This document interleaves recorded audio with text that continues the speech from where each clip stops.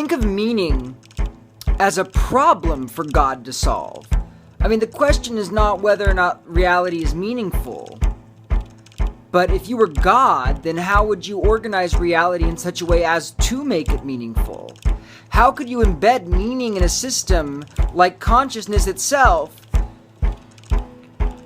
in a way where consciousness can feel satisfied in itself as meaningful?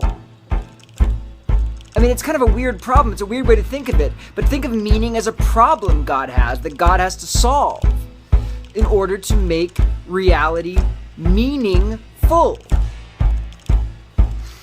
Here again, the answer is Jesus Christ. You see, because goodness is so totally attractive to the intellect that by embedding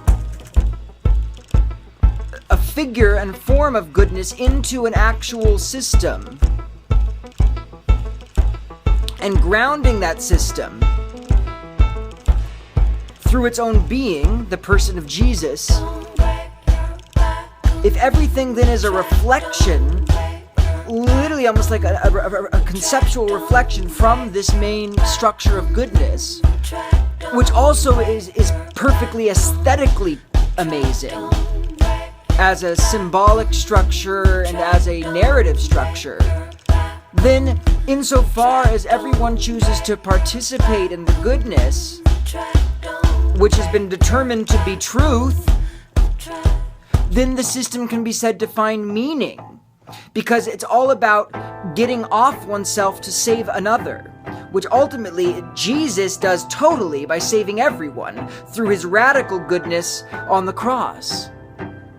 It is because of sacrifice and the truth that consciousness is willing to sacrifice itself for the good of the other that meaning is found in and of itself.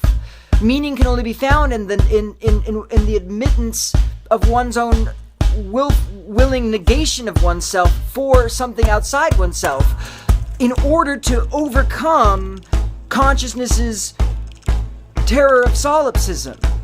Because if you die into love, then you let go of any fear of solipsism.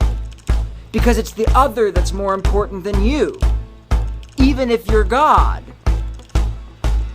Even if you're Jesus Christ. Especially if you're Jesus Christ.